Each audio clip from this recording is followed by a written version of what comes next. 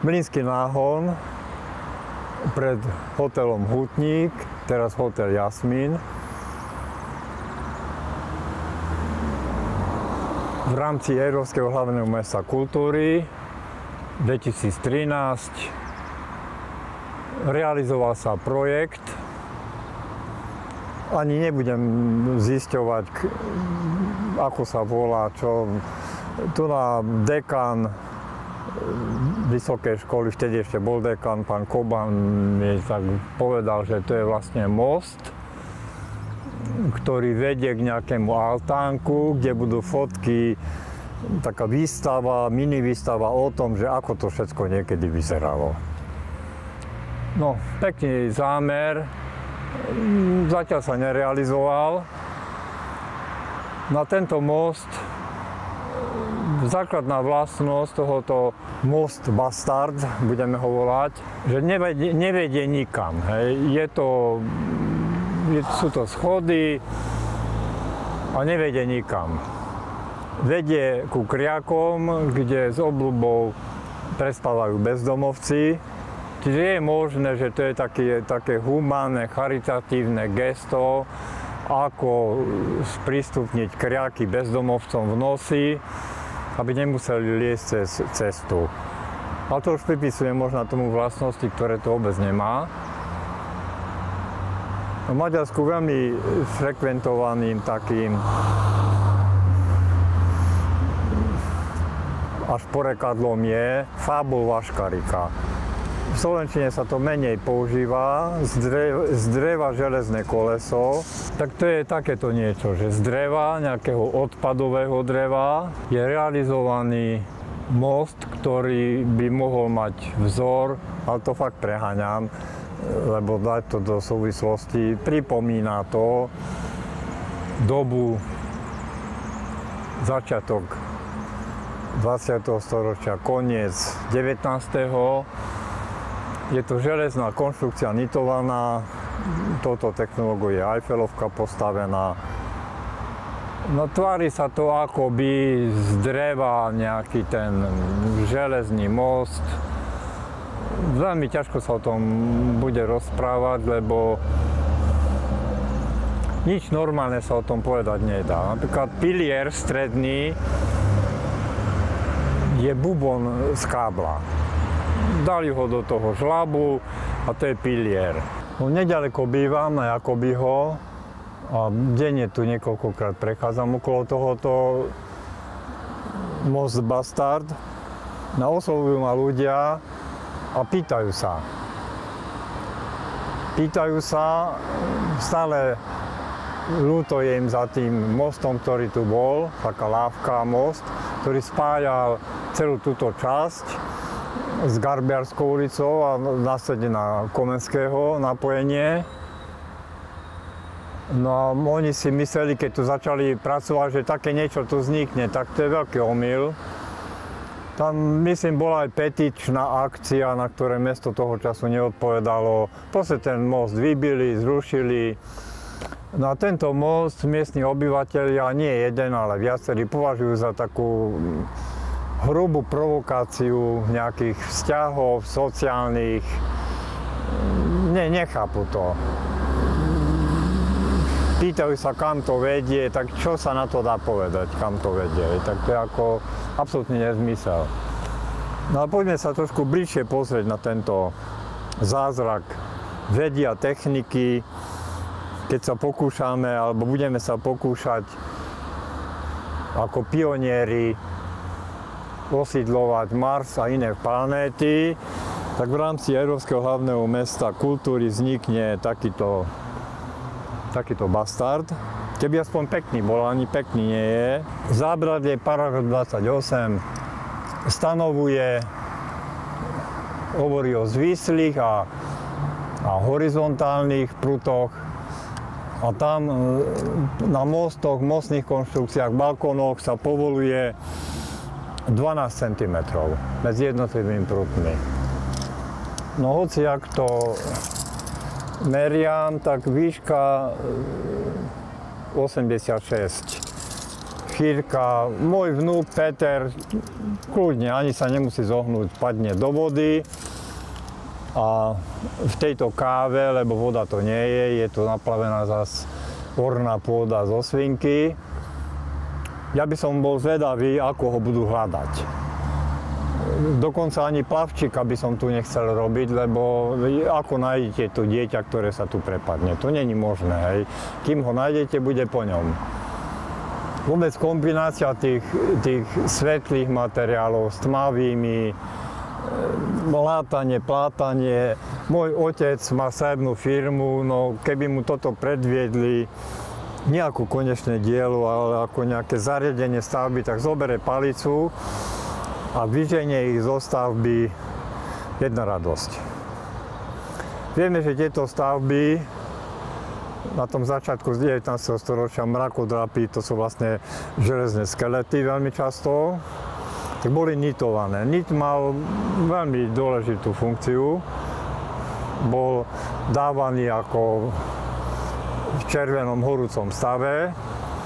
No, pri zbíjaní vyplnil medzeru. Čiže vznikla tuhá konštrukcia, lebo skrutka musí mať vôľu, toleranciu a získame tam potom veľmi nepriaznivý strihový moment. A akýkoľvek malý dynamický pohyb v tej diere, tej skrutky, znásobuje hrúbku, priemer skrutky niekoľkonásobne, až pri väčšej vôle až 14-násobne. Čiže to nitovanie dovoluje veľmi také, veľmi jemné konštrukcie robiť obrovských rozmerov. No, skrutky, ja neviem, keby aspoň kolmo vrtal tie diery, ale tu vidíme, že to nedosadá, že ani kolmo navrtať dieru nevie. Čo k tomu? Veľmi ťažko sa o tom znovu hovorí, lebo to je ukážka, totálna ukážka schovadilosti, madlo. Tak madlo musí byť oblé. Tu je hranaté. Ja neviem, zábradlie z 2 latiek, tak už aspoň klinec by vedel zatlsť. No záverom, čo záverom? Znovu som v úzkých, lebo akokoľvek by som chcel, alebo snažil sa, ja neviem o tomto povedať ani jednu jedinú pozitívnu vetu. Je to vylepšené ďalším umeleckým dielom, stromy koreňmi hore nasadiť do vody, navyše popadali tie šikmé,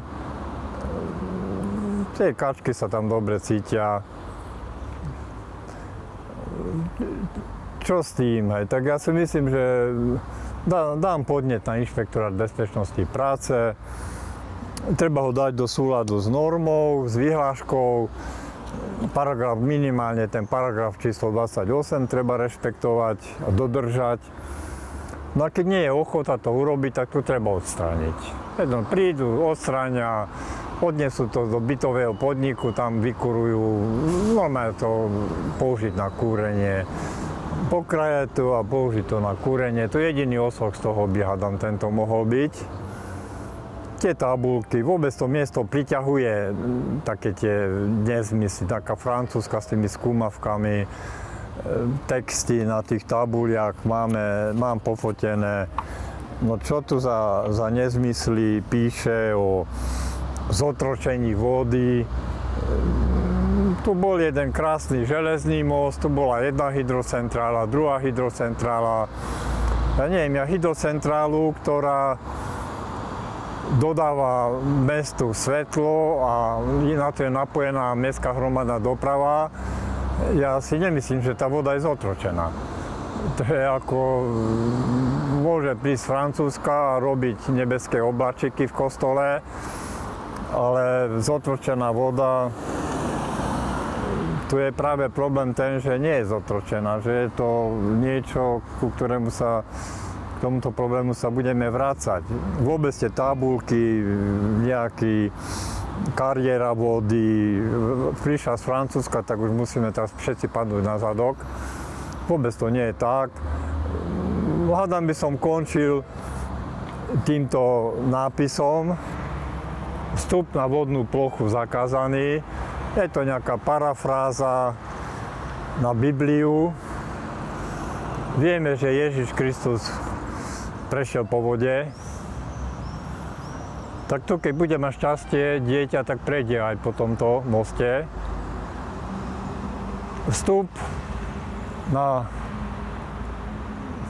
EHMK most, výtvarné dielo most, znikaďal nikam, zakázaný. Objekt so starým mojím problémom, ako to nazvať, umelecké dielo, socha, priestorový objekt. No vychádza to z nejakého loga Európske hlavné mesto kultúry, tam nejaké to rámovanie robí farebne. A niekto sa rozhodol, že proste dá to do priestoru z grafického listu. No a začal vyrábať tieto železné zázraky. Tento je pred radnicou, stojí. Je to zase remeselne absolútne nezvládnuté. Počas celých osláv mesta Košíc v tomto stave to tu nás strašilo. Hrza, nejaký plech tam je pod tým. Dá sa to rozobrať, nebudem to rozoberať, hej.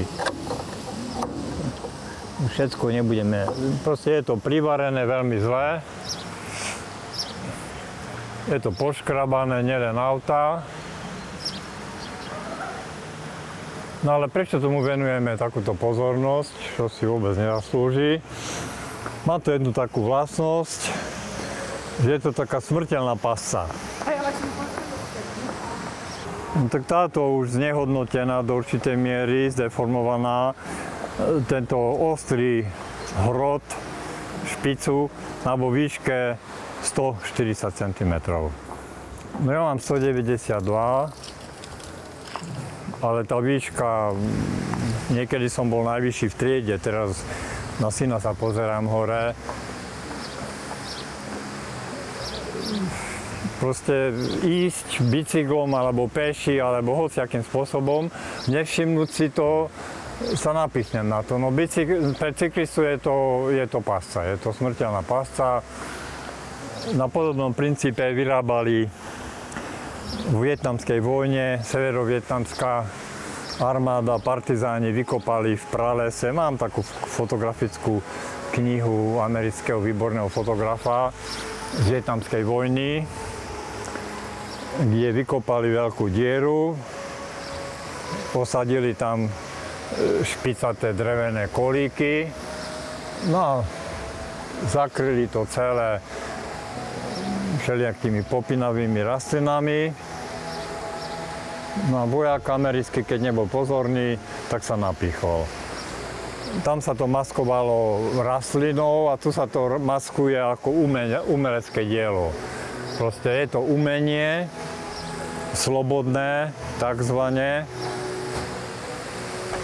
Čo s tým? No treba to odstrániť. Toto je znížená výška, ale aj tie ostatné, ja sa dokážem bicyklom napichnúť aj na tie, ktoré ešte nie sú polámané. Nemá to tu čo robiť, nikdy to nemalo vzniknúť, sú to vyhodené peniaze. Zrejme je to nejaký rituálny svätý predmet, posvetený vedením EHMK, lebo pred tou oslavou 6.7. som robil pokusy, aby to dali preč. Už aj kvôli tomu, že je to porušené a že je to fakt pasca. No ale nič sa nedeje, považujú to za geniálne aj v tomto stave, aj v tomto nebezpečí. Mám napísať na dopravný inšpektorát bezpečnosti, práce a tak ďalej. Dajú pokutu mestu, najjednoduchšie je to zobrať a odstrániť. Žiaľ Bohu, alebo našťastie, neviem sa s tým zmieriť. Pokusy s mestskou políciou zlyhali, presnejšie s jednou hliadkou mestskej polície zlyhali. To každý berie ako tak, že si robím vtipy a že čo, jak môžem vôbec ja toto kritizovať. kde berem právo na to a tak ďalej a tak ďalej. Aj tu informačná kancelária absolútne sa na to vykašľala. Proste majú to na háku, tento problém. To je problém len môj. No teraz riešiť. Tak riešenie je veľmi tradičné. Ahoj. Zavolám ako asistenta primátora mesta Košic, pána Mutafova, a poprosím ho, ospravedlním sa, že znovu s jednou blbosťou otravujem priamo primátora, ale nech urobí nejaké kroky, aby to išlo preč. Tu nakladák, dobrý deň. Prepáčte, vás otravujem z vecov, ktoré by nemali ísť až k primátorovi, ale pred radnicou je tu taký zázrak umelecký, EHMK zázrak, taká špica. No a hrot tej špice je vo výške 140 cm. Je to ako pasca vo vietnamskom lese. Proste, keď nejaký cyklista bude nepozorný, tak bude smrteľný úraz. Ja neviem, či tento projekt potrebuje smrteľné úrazy. Ja si myslím, že nie. A doporučujem proste ich dať preč, alebo ich dať na nejaké vyššie podstavce. Tento je polámaný navyše. Nemá to tu čo robiť, je to smrteľne nebezpečná vec. Jedna nepozornosť, nielen cyklistu, a máme obrovský problém, ako budú o tom písať televízie, vysielať správy. Nepotrebujeme to. Ani ja, ani vy, ani primátor, ani celý ten nešťastný projekt nepotrebuje to. No, ďalšia taká, nazvem to inštalácia, aj keď milujú tie všelijaké anglické názvy. Proste je to jedno obrovské zrkadlo na verejnom priestranstve. Dosť ma prekvapilo, že na takéto zbytočnosti sú peniaze. Tu stála taká milá pani, niečo s tým zrkadlom mala, som sa opýtal, čo vlastne tu robí. Tak som dostal profesionálne vysvetlenie, že pamätník je tak zarastený stromami, že keď ľudia prichádzajú z hlavnej ulice, tak ho nevidia. Tak toto zrkadlo vlastne upozorní návštevníka, turistov, neviem koho, že tu máme pamätník neznámeho vojaka. Je to síce, má to nejakú takúto logiku, ja neviem proste rozoberať takéto úvahy. Faktom je, že nie len pamätníky, ale aj budovy, sochy sú zarastené stromami, burinou, veľmi ťažko sa nachádzajú, vyhľadávajú. A je pravda, že to není vidieť. Mal by to byť dominant, ktorý dominuje určitému priestoru, pripomína z diaľky udalosti bez zrkadiel. No tento stav proste v Košiciach padol, lebo niekto si myslel, že zeleň je všade prítomná, nikto sa nesmie dotknúť a tak ďalej. Dá sa o tom hodiny rozprávať. Podstata je taká, že v Košiciach sa pomaly nedá fotografovať. Dom svätej Alžbety, viem ho poskladať vo Photoshope z drobných záberov a je to veľká robota, úplne zbytočná. Keď sa pozrieme na druhú stranu, tak bežný turista, keď chce odfotiť pamätník Červenej armády, oslobodenia, prakticky to nie je možné. Tak je to možné, akurát tam nebude mať ten monument. Pozadie, Aupark a stromy, krásne stromy, samozrejme krásne stromy. Ale o čo tu ide? Mám také niekedy som si vystrihol z Pravdy moskovskej taký článok, kde zasadol ústredný výbor komunistickej strany Sovietskeho zväzu ešte v 70. rokoch a rozhodli sa uznesením, že okolo Kremlu vyrúbu všetky stromy, vianočné, takéto jedličky. Zdôvodnenie bolo veľmi krátke. Tieto vysoké stromy dostali Kremel do takej pozície, že vyzerá ako Betlehem pod vianočným stromčekom. A vyrúbali ich. Aj v Košiciach bude treba k takýmto radikálnym krokom pristúpiť. Niektoré stromy sa dajú presadiť, niektoré už nie. Neviem, či pamätník takto má vyzerať. Je to skôr ako taká nejaká indiánska kultúra v pralese, ktorú treba mačetami odhalovať. Čiže tá milá pani mala pravdu v tom, že sú zastreté, sú nielen pamätníky, sochy, proste všetko je zarastené, nie je viditeľné. A keď som bol ešte ako atlet v 61. roku vo Florencii, tak tam pred významnými tabulami v rovine dlážby boli také tabulky s textom. Vážení, keď sa postavíte na túto tabulku a nastavíte nejakú clonu, tak túto budovu budete mať krásne odfotenú, ako neviem, ktorý svetoznámy fotograf. V Košiciach takéto tabulky pomaly sa už nedajú umiestniť. Záverom, 10-metrové zrkadlo, 10 metrov vysoké, osadené na verejnom, absolútne prístupnom mieste. Právna ochrana mesta je táto tabulka. Pohyb v blízkosti zrkadla na vlastné riziko. To pripomína mi tabulku Park Sever, 10 miliónový projekt, EHMK, detské ihrisko a tabulka vstup na vlastné nebezpečenstvo. Stalo v Košiciach nejakou takou módou, že niečo nedomyslím a potom sa týmto spôsobom právne chránim. To asi má takú silu, ako keď na budovu dám tabličku, že pozor, padá sneh, padá omietka, padajú ľadové cencule. No prečo je to zbytočné, alebo peniaze sa dajú lepšie použiť? Dôvod je veľmi jednoduchý. Tento pamätník od 48. roku, keď bol postavený, a teda dosť rokov, ani sa ho nedotkli. Nejaké mačacie zlato tu natreli, bolo veľmi hrzavé a to je hádam všetko. Je to v katastrofálnom stave. Poprvé je to záchod bezdomovcov. Vždycky pred oslavami musia to tu vyčistiť, bytový podnik.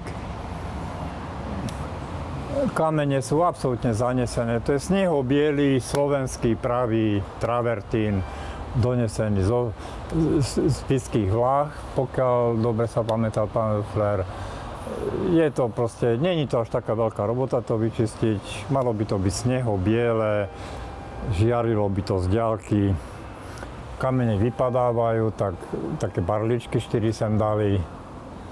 Nejaký fešák príde, povybíja ich, porozbijajú sa, budú sa musieť vyrábať. To osvetlenie, svetlo vždycky je čistota, má symbolickú hodnotu a tak ďalej, dá sa o tom hodiny rozprávať. Tie žiarovky neboli vymenené, chýbajú, pokrivené. Proste ten technický stav tohto pamätníka je priam katastrofálny. Polamané dlaždice, deravé, hrôza. Dá sa o tom hodinu rozprávať, čo je tu všetko zlé, špinavé, škaredé. Ja neviem, takto má vyzerať pamätník. Neviem. A pritom z hľadiska protokolu je to jedno z najvýznamnejších miest, lebo keď príde Merkelová do Košíc, príklad hovorím, tak určite ho nepostavíme pred pamätník Červenej armády, ale k vojakovi neznámemu vojakovi. Hej. To je tak v Londýne, v Paríži, všade.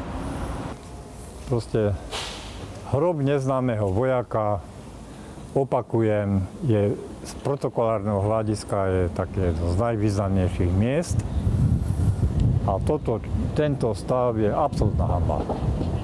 Tu bol most, lebo tu sa dalo aj do toho domu dôchodcov prejsť, aj obchod tam bol, myslím, pekár tam bol. No tam neobnovili ten most, čo fakt slúži ľuďom. Ale dostali ste náhradu.